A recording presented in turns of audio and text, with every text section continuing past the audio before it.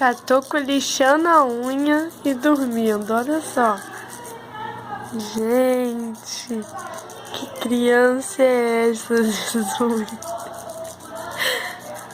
Ai, meu Deus.